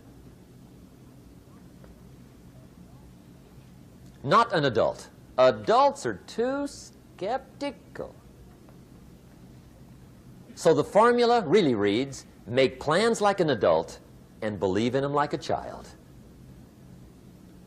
And the most incredible things will happen. Just try it for 90 days. Just try it. You can always go back to the old ways. Just try it, just 90 days, 90 days. Now, here's the last qualifying phrase on goal setting, as we promised to qualify everything. And it simply goes like this. Remember, you won't get everything you want. And we've already studied the reason for that. Simply, sometimes it hails on your crop and rains on your parade. It's that kind of planet. So you won't get everything you want, but if you will work this goal-setting formula, you can get plenty for wealth and happiness. Okay, that's goal setting. We use it around the world. We recommend it. Now, maybe it won't work as well for you as it has for me. I don't know. Maybe not. But what if it did? You got to try. Okay. Here's the last subject, the day that turns your life around. Let me just quickly give you a list of 4 emotions that can change your life in one day. Emotions are powerful. Sometimes it doesn't take much to alter your whole life direction.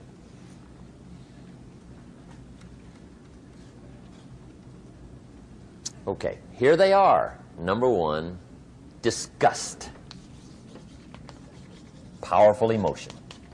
Disgust says, I have had it. See, that could be the day. The day you can say, I've had it. And whether you've had it with something small or something major, the day you can say, I've had it, may not be the day it ends, but the day it begins. That's what I said when that little Girl Scout left my door when I'm 25.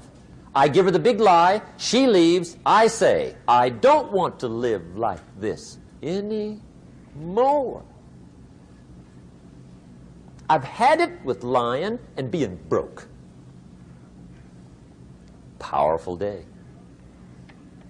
The man's finally had it with mediocrity. He's had it with being a loser. He's finally had it with those awful sick feelings inside, knowing his wife is at the grocery store looking at 2 cans of beans, one marked 37 cents, one marked 39 cents. And the guy sick inside knows his wife's going to buy the 37-cent can, and she doesn't even like the brand. Do you know why she's going to buy the 37-cent can? To save 2 cents. The guy sick inside finally says, I've had it.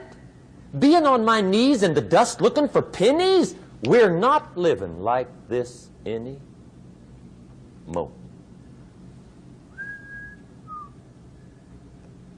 Could be the day that turns your life around.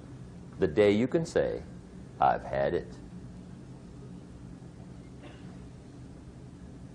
He walks into his closet and rips everything in it to shreds and says, I've worn this embarrassing stuff for the last time.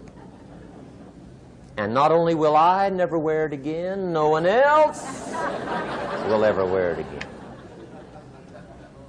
Commit an act that says, I've had it. Powerful. Here's the next one. Decision. And decision making is powerful. And it's emotional. That's those knots in the pit of your stomach, right? Waking up in the middle of the night in a cold sweat, trying to decide. We sometimes call it inner civil war. What shall I do? Well, for progress, you must decide. The best advice I can give you came from a wealthy friend of mine who said, if it's easy, do it easy. If it's hard, do it hard. Just get it done. If you went home tonight and in the next few days cleaned up a whole list of decisions, that might furnish enough inspiration for the next 10 years. I found this out many times after you've decided. Getting on with it is easier than deciding. Sometimes decision is the toughest part. Here's the next emotion, desire, wanting to bad enough. And I don't know how to tell you to want to. That's something you've got to come up with. There's 2 things I know about desire. Number 1, it comes from inside, not outside. You don't send off for it. Number 2, I know desire can be triggered by something. Who knows what it might be? Sometimes desire waits and sleeps for something to happen. Maybe it's a book, maybe it's a song, maybe it's a sermon, maybe it's a lecture, a seminar, maybe it's the conversation of a friend, a happening, an event. Who knows? The best advice I can give you is what I give my staff. It goes like this: welcome every human experience. You never know which one is going to turn it all on. Even the bad experiences. Sometimes from the bitterest experience comes the greatest awakening. So let down the barriers, take down the walls. The same wall that keeps out disappointment keeps out happiness. Let life touch you. Don't let it kill you, but let it touch you. Here's the last one. This one's powerful. Resolve. Resolve says, I will. Two of the most powerful words in the language. I will. Benjamin Disraeli once said, nothing can resist a human will that will stake even its existence on the extent of its purpose. Shortly put, I'll do it or die. See, that's powerful. That could be the day that turns your life around. The world has a strange way of stepping aside when somebody says, I'll do it or die. The man says, I will climb the mountain. They've told me it's too high, it's too far, it's too rocky, it's too difficult, it's never been done before, but it's my mountain, I will climb it. Pretty soon you'll see me waving from the top. Or dead on the side, because I ain't coming back.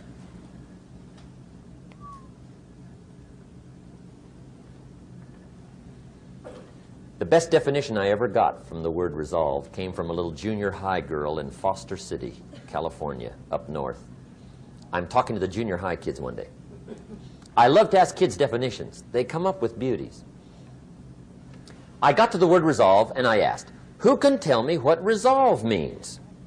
And I got several hands, and they were all pretty good, but the last one was the best. Little girl, about 3 rows back, held up her hand. She said, Mr. Rohn, I think I know what resolve means. I said, darling, what do you think it means? She said, I think it means promising yourself you will never give up. I said, that's it.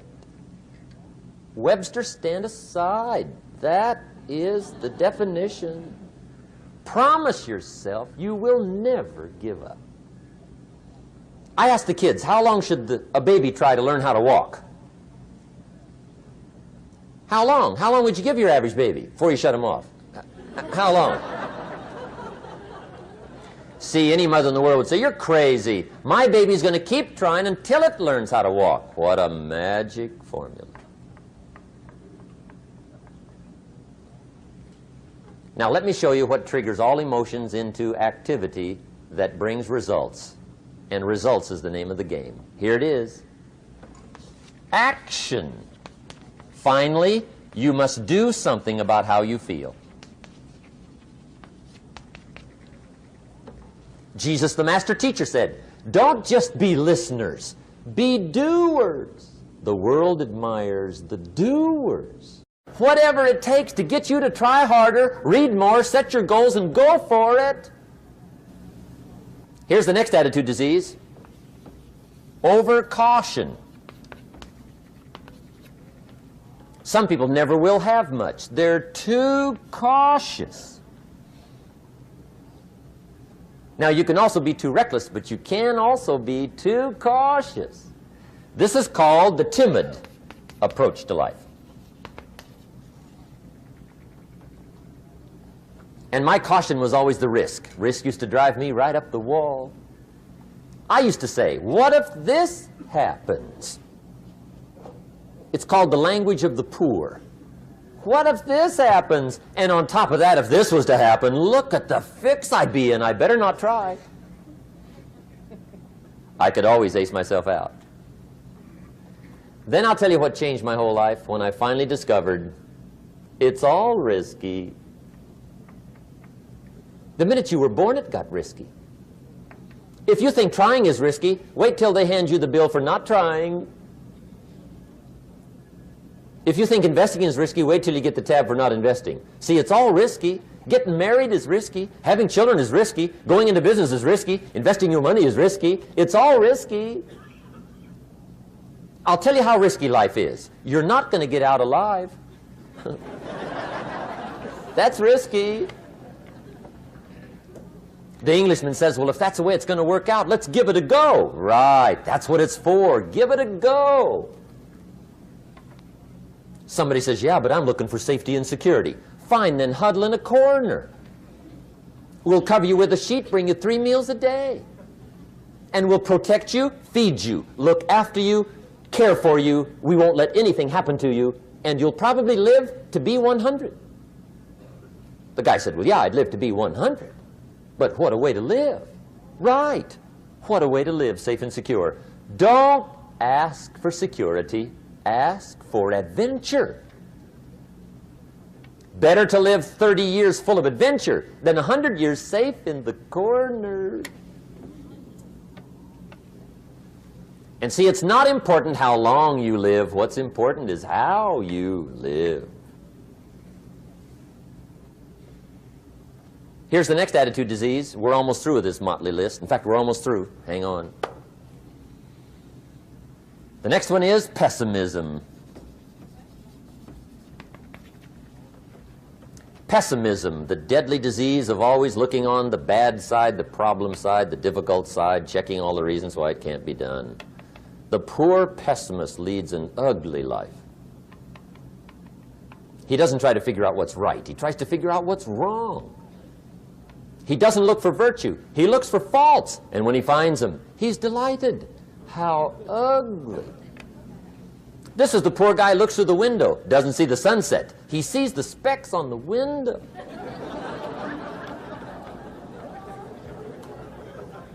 And this is the poor guy, right, who rushes up, takes such leave of his senses. This guy rushes up and he says, I've got 5 good reasons why it won't work. He's so dumb he doesn't know all he needs 1. He's got 5.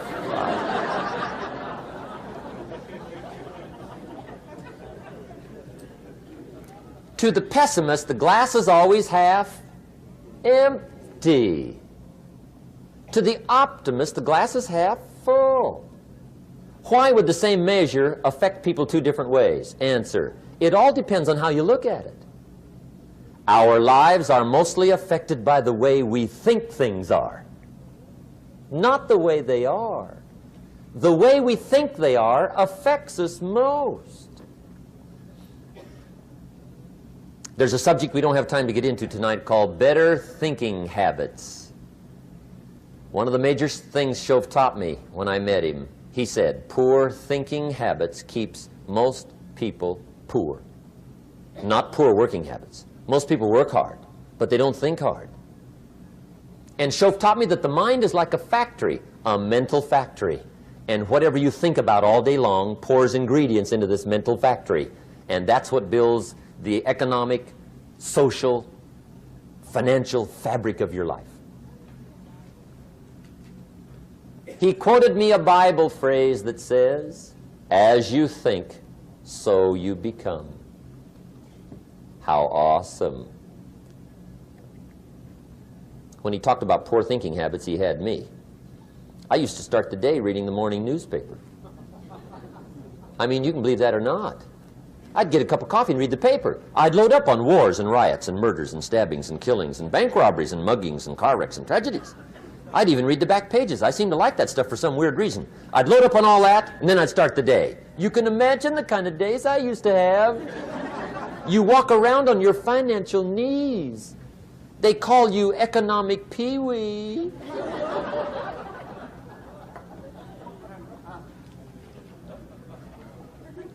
The guy says, I want to be a great leader. Wonderful. The first thing we do is follow him to his house. When we get there, we walk in and check his library, number 1. Somebody says, well, why check his library? The reason is because what a man reads pours massive ingredients into his mental factory, and the fabric of his life is built from those ingredients. You would not believe what some people have got in their house to read. You would not believe. One of the best dressed up words I know for a lot of it is trash. Can you imagine dumping a barrel of trash into this mental factory every day and coming out with a rich, dynamic, positive life? It can't be done. You might as well try making a cake with cement. The kids back in Danbury, Connecticut, high school, they're asking me questions one day. I'm talking to the kids. Kids got good questions these days. One of them said to me, Mr. Rohn, how do you build the good life? I said, it's simple. It's not easy, but it's simple. Here's how you build anything. Select the right ingredients, keep out the wrong ingredients, and it starts with thought. Everything starts with thought. So you must be wise and careful what you think about, because that starts everything. You got to be wise and careful. I asked the kids, what would happen if somebody dropped sugar in my coffee? They said, well, you'd be okay. I said, what if somebody dropped strychnine in my coffee? They said, well, you'd be dead. I said, correct. Lesson 1. Life is both sugar and strychnine. You gotta be careful. I said, what if my worst enemy drops in the sugar? They said, will you be okay? I said, what if my best friend, even by accident, drops in the strychnine? They said, well, you'd be dead. I said, correct. Lesson 2, watch your coffee.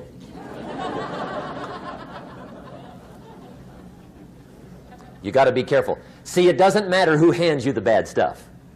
It doesn't matter where you get the bad stuff. It'll still do its damage on your bank account, wherever you get it. Mr. Schoaf gave me one of the greatest phrases when I first met him when he said, Jim, every day stand guard at the door of your mind. How important. Stand guard at the door of your mind. And you decide what goes into your mental factory. Don't let anybody just dump anything they want to in your mental factory, because you've got to live with the results. Okay, here's the last disease, and we're through with this list. In fact, we're almost through. Hang on. The last subject is very brief. The last disease, but this one is deadly. Engage in this one, indulge in it even slightly, and you might as well forget the future, because it's going to forget you. Complaining, crying, whining, griping, a Bible word called murmuring. See, that'll ace your future. Spend 5 minutes complaining, and you have wasted 5. And you may have begun what's known as economic cancer of the bone. Surely they will soon haul you off into a financial desert and there let you choke on the dust of your own regret. I hope I said that well, so you won't forget. It's a deadly disease. If you don't think it's bad, ask the children of Israel of Old Testament fame. Typical of us all, their story just happened to get in the book. Story says, children of Israel were slaves. God performed a series of dazzling miracles and got them out. And now they're heading for the promised land. Remember the story? Heading for the promised land. Tragedy of the story, they never got there. Reason. From day one, they started to complain. They griped about the water. They griped about the weather. They whined and cried and griped about the food. They griped about the leadership. They whined and cried because it was too far, too cold, too hot, too difficult, too miserable. I mean, they whined and cried for years. Finally, God said, I've had it, trip canceled. Or something like that. The story says they died in the desert, never got to the promised land. Which I think means 2 things. Indulge in this long enough, you get your future canceled. And I guess it also means even God himself can only take so much.